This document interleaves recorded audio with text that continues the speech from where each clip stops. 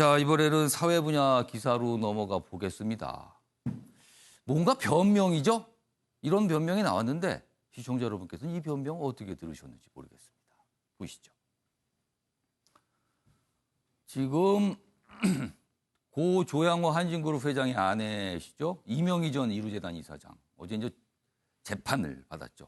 이른바 이제 운전기사 등에게 상습, 폭언, 폭행을 했다 이런 혐의를 받고 있는데 재판이 있었습니다. 어제 재판에 나와서 그 변호인이 한 얘기까지 알려지고 있는데 그 내용입니다. 직원 상습 폭행 혐의 이명희 측 자신에게 엄격한 성격 탓에 다 벌어진 일이다. 무슨 변명일까요? 스스로에게 너무 엄격해서 저런 불미스러운 있어서는 안 될 일이 벌어진 것이다. 이런 해명이에요. 재판에서 남에게도 기대치가 커서 그랬습니다. 이런 또 설명도 있었습니다. 요거만 보시면 정확하게 이해가 안 되시죠? 좀 더 소개해드리겠습니다. 아랫부분에 있습니다. 그러니까 변호인이 이제 설명을 한 거예요. 저 재판장에게. 이전 이사장의 성격이 본인에게 굉장히 엄격하기 때문이다. 자신에게만 엄격한 것이 아니라 같이 일하는 사람에 대해서도 정확히 일해주기를 바라는 기대치가 있었다. 그래서 폭언이 나오고 폭행이 나오고 그랬다. 일단 혐의 사실 자체는 대부분 인정을 했어요. 그러면서 이유를 한 거죠. 이렇게 설명을 들었습니다. 그리고 또 이런 얘기도 있어요. 이건 이제 어떻게 보면 사생활에 가까운 내용을 좀 거론하면서 뭔가 설명을 한 건데 엄격한 시어머니를 봉양하며 평생 스트레스를 인내하고 살았던 피고인이 우발적으로 이런 행동을 한 것이 아닌지 살펴봐 달라고도 했습니다.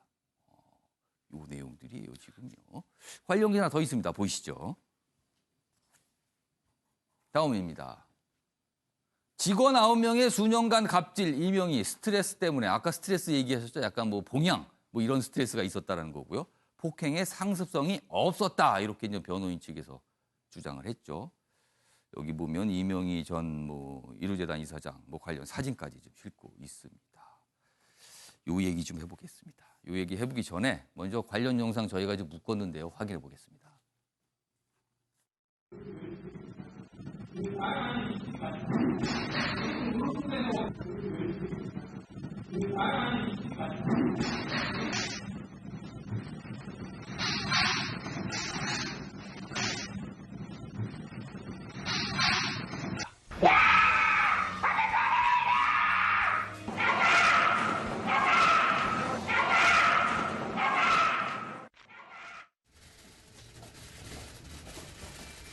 폭행 혐의를 인정한다고 하셨는데 피해자들에게 하실 말씀 없으신가요? 갑질 반복되는데 잘못됐다고는 생각하십니까? 네, 양지열 변호사. 양지열 변호사도 이런 사안, 비슷한 사안에 대해서 이제 의뢰인이 의뢰를 하면은 재판에 나가서 이렇게 설명도 하고 그럴 기회가 있으실 텐데, 어떻게 보면은 자신에게 엄격한 성격 탓이다. 그리고 봉양 이런 문제는 이제 스트레스를 받아서 그랬다. 이런 설명이거든요. 어떻게 좀 이해되세요? 변호인으로서는 좀 괜찮은 어떤 해명이 되는 겁니까? 아니면 좀 이해가 안 되십니까? 이게 이런 사건의 특수성은 법적으로 법리를 다툰다거나 사실관계가 이런 일이 없었다라고 주장할 수 있는 상황이 아니잖아요. 지금 증거들이 나오고 있기 때문에 아마 공소 사실 자체는 인정을 했다는 할 수밖에 없는 그런 구조이기 때문에 그러면 양형에 참작할 만한, 그러니까 재판부에서 받아들일 수 있을 만한 그거를 최대한 찾아내서 여러 가지를 가능한 피고인의 사정이라든가 성격이라든가 혹시라도 무슨 어떤 치료를 받은 전력이 있다든가 이런 것들을 다 모아서 얘기를 할 수밖에 없어요. 한마디로 말해서 그러니까 이 어떤 혐의 사실 자체는 인정을 하겠으나 이게 왜 이런 일이 있었는지에서 좀 이렇게 얘기하면서 좀 사정을 봐주세요. 이렇게 가는 겁니까? 그러니까 다른 어떤 예를 들어서 무슨 경제 범죄라든가 법적으로 이걸 따져보면 굉장히 복잡한 이론이 있다든가 이런 게 아니잖아요. 그 사람에 대해서 물리적으로 폭행을 했다라는 거 그냥 명백한 사실이기 때문에 그럼 왜 그랬어요라고 물어봤을 때 거기에 대해서 가능한 변명을 좀 찾아내는 건데 거기에 이제 변호인 입장에서는 찾다 보니까 이명희 전 이루재단 이사장이 가지고 있는 독특한 성격이라는 부분이 이런 부분에 기여된 것 같다라는 얘기를 한 거고 거기에 이제 더해서 이제 생전에 시어머니와의 관계라든가 아니면 당시 고 조양호 회장이 평창 올림픽 유치 때문에 스트레스 많이 받았다 이런 얘기를 했던 거고 거기에 그거를 또 이제 법적으로 굳이 의미를 찾고 싶었던 건 변호인 입장에서는 시기가 그 시기 때문에 좀 집중돼 있었다. 그러니까 그때 그런 상황 때문에 한꺼번에 터져 나온 거지 상습적으로 이게 폭행한 건 아니다. 그러면 이건 법적으로도 단순 폭행이 겹친 거와 약간 우발성을 강조한 그러니까 거군요. 우발성 자학이 상습성은 아니다라는 주장을 한 거죠.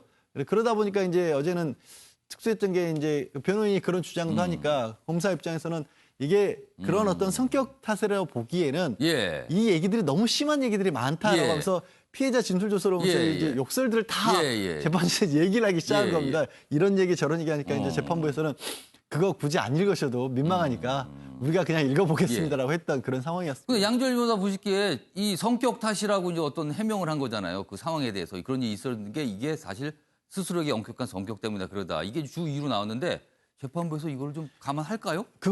이거는 이제 법적 감경 사유가 되기는 어렵고요. 그러니까 이른바 장량 감경이라서 판사 재판부 마음에 따라서 좀 깎아줄 수도 있는 여지를 넘겨준 형을 거긴 깎아줄 수도 있는 여지는 네. 된다. 그러니까 그건 그러니까 재판부의 임무입니다. 재량입니다. 재량권이 있으니까요. 그래서 아마 그런 거를 좀 의식해서 그런 해명이 어제 있었다. 그런데 많은 분들이 저게 해명이 될까? 약간 가우뚱하시는 분들이 좀 있어요. 아까 조선일보 기사 여기 있는데요. 그 부분 어제 전 이 재판에서 이런 장면이 있었어요. 양조열 변호사 잠깐 말씀하셨는데 이 장면입니다. 한편 검찰이 피해자 진술 조서를 법정에서 읽는 과정에서 이전 이사장이 한 욕설이 반복적으로 나오자 그러니까 재판 좀 조용하고 있고 다들 전 경청을 하면서 뭔가 재판했는데 검사가 이제 진술서를 읽는데 그 내용을 읽는데 거기에 욕설이 많이 등장을 하는 거예요. 그러자 재판부는 욕설이 많이 나오는 것 같은데 검사님도 좀 민망할 것 같다. 욕설은 우리가 알아서 보겠으니 읽지 마세요. 그래서 뭐 이런 장면도 있었다는 겁니다.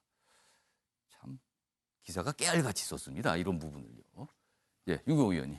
이런 경우에 통상 분노 조절 장애 이런 표현을 쓰잖아요. 예. 이게 의학적 용어인지 사회학적 용어인지 예. 뭐 구분을 해봐야 되지만 어찌됐든 상대에 대한 배려가 없다는 거죠. 그래서 그렇죠. 나타난 게 폭언이나 폭행이고 그래서 뭐 그걸 포괄적으로는 갑질이라고 또 설명을 그렇습니다. 해요. 폭행이라면 예. 당연히 책임을 져야 되는 거죠. 상대에게 피해를 유발했기 때문에. 예. 저는 두 가지라고 봅니다. 예. 그러면 이 사람은 치료가 필요한 거냐 아니면 처벌이 필요한 거냐. 재판부가 어떻게 판단할지 모르겠어요. 예. 그러나 꼭 이렇게 재판에 넘겨지지 않은 사람도 예. 분노 조절 장애라고 하면 마치 조금 뭐 봐준다고 표현이 이상합니다만 이해를 해줄 수 있을 것 같지만 예. 제가 보기엔 사회적 동물인 우리 인간들이 예. 가족이나 또는 어떤 형태이든 간에 예. 계약 관계이든 또 뭐 어떤 이 교유 관계이든 간에 상대에게 이런 피해를 끼쳤다면 이건 치료냐 처벌이냐 분명히 저는 책임을 져야 될 무슨 일이다. 성격에 약간 문제가 있다는 식으로 어제 설명이 있었던 거잖아요. 그렇다고 해서 치료든 처벌이든 이걸 다 벗어날 수는 없는 거죠. 다시 말하면 지난번에 이명희 이사장 이분의 사건이 불거졌을 때 이분은 예. 또 이분의 가족들은 예. 계약 관계를 마치 상하 관계인 양 착각을 했던 거 아니에요? 상하관계 또 뭐 주종 관계처럼. 뭐 그런 식으로.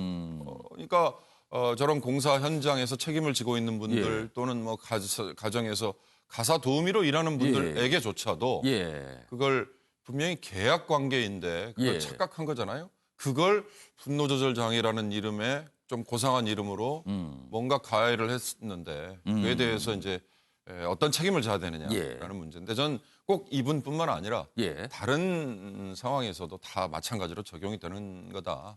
결국 결론은 예. 상대에 대한 배려가 예. 출발이 돼야 된다. 저는 그렇게 봅니다. 알겠습니다.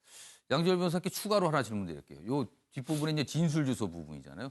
진술주소에는 그런 욕설이나 이런 걸 다 적습니까? 굉장히 구체적으로 적습니다. 구체적으로 뭐라고 욕설을 했는지 다 적는 거예요? 그러니까 방송에서는 뭐 옮기지 못하고 이렇게 뭐 표시도 하기도 하고 이렇게 삐 서류 처리하기도 그렇게 하지만 법정의 서류는 당연히 예. 재판부가 판단하기 위한 기초 자료이기 때문에 정확히 무슨 말을 했는지 폭행 같은 경우라면 있는 거 모든 걸 다 적는 거군요. 그렇죠. 예를 들어서 폭행 같은 경우에 그냥 쳤다 이런 게 아니라 예. 뭐 오른손으로 뭐 왼손 어깨 부위를 뭐 강하게 몇 번 이렇게 때렸다 이런 식으로까지 아주 구체적으로 다 적습니다. 그러니 욕설 부분도 다 적은 거네요. 똑같이 그대로 옮긴 겁니다. 녹취를. 근데 또 이런 거를 또 검사팀은 다 읽습니까, 그럼? 평소에는 이게 다 일일이 읽지는 않습니다. 예. 그런데 이제 이거는 이제 뭐 사회적 관심이 높은 사안이기도 하고 예. 이 부분은 제가 추측을 하는 거지만 예. 아마도 이게 이제 피고인이 어떠한 범죄를 저지르는지를 잘 설명하기 위해서 그러니까 변호인 측에서는 뭐 성격 탓이라든가 상습성이 아니라고 얘기하는데 예. 이 조서에 보면 어떤 피해자들이 겪은 건 이런 일이었다라고 하면서 A 피해자는 이런 얘기를 들었고 B 피해자는 이런 얘기를 들었다 이렇게 설명을 하는 과정에서 아마 읽었던 모습. 검사는 그 부분을 그게 상습성이 있다. 그러니까 우발적인 아이러니아를 주장하기 위해서 그걸 일일이 또 이렇게 확인하면서 읽을 가능성이 있었다는 거죠. 그렇죠. 네, 그러니까 재판부에서 그거 안 읽어도 그냥 우리가 그러니까 읽겠습니다. 재판부는 이제 듣다가 너무 민망하니까 이제 그거는 그 정도 하시고 안 읽어도 됩니다라고 된 거네요. 아무튼 깨알같이 적혀 있습니다. 기사에 지금 그 부분이. 알겠습니다. 자, 다음 내용은 전두환 전 대통령. 뭐 기사가 요즘에 자주 나옵니다. 지금요. 지금 이렇습니다. 지금 논란이 된 게요. 지금 광주에서 재판을 받는 상황인데 재판에 불출석하고 있어요. 왜냐하면 알츠하이머란 이유 때문에 불출석을 재판부에서 인정을 받았거든요. 그런데 그 이후에 골프를 하거나 아니면 뭐 서울 시내에서 뭐 오찬을 하거나 여러 가지 모습이 포착되는데 과연 불출석을 인정해 주는 게 맞느냐 이런 논란이 불거진 거거든요. 어제 또 이런 얘기가 나왔어요. 어제 재판이 또 있었는데 어제도 역시 사실은 전두환 전 대통령 불출석했거든요. 근데 검찰이 이런 얘기를 합니다. 골프, 오찬, 전두환 재판 불출석 허가는 특혜다. 이거 문제 있다라고 검찰에서 이 얘기를 한 거예요.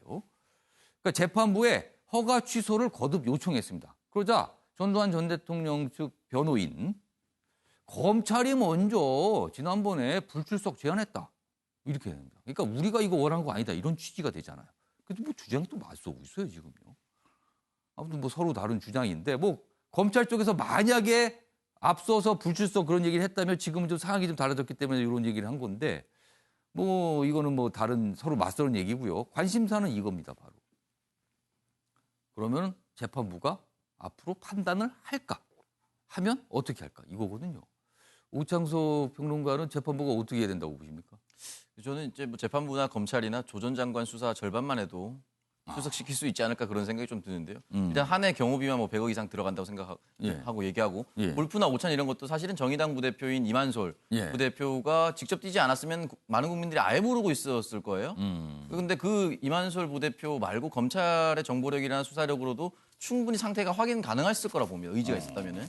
조금만 더 노력을 했다라면은 예. 그렇기 때문에 지금 이렇게 드러났으니까 예. 조금 더 강하게 나가야 되지 않나. 왜냐하면 다른 일반 국민들 같은 경우에 이런 특혜를 받지 못했을 거라고 저는 생각을 하거든요. 전 예. 대통령에 대해서 너무 지나친 예우가 아닌가, 또 지나친 특혜가 아닌가라는 생각이 들 수밖에 없습니다.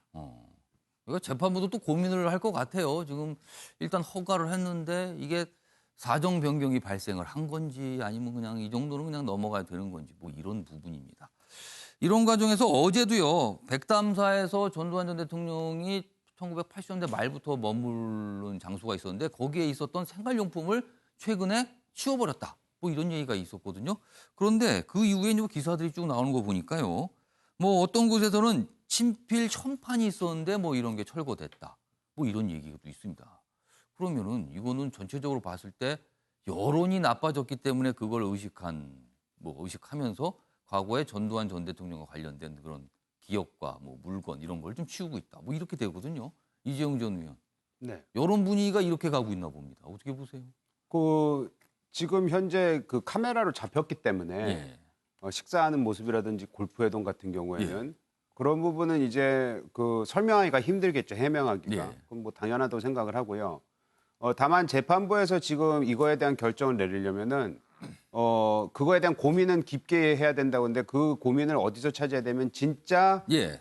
이 소위 말해서 뭐 알츠하이머라든지 그 치매죠. 라든지 이런 부분에 대한 부분을 조금 상세하게 들여다봐야 될 것 같다. 왜냐하면 그것도 이제 단계들이 있지 않습니까? 예. 그러니까 저는 전혀 모르는 상황에서 그냥 생각이 나는 대로 말씀을 드리는 건데 재판부가 이거에 대해서 그 지금 나온 화면만 가지고 판단하기는 쉽지 않을 것 같다. 뭐 이런 생각이 들기는 합니다. 좀 더 의학적 판단이 좀 필요하다 이런 말씀이신가요? 그 의학적 판단으로 인해서 만약 이게 예.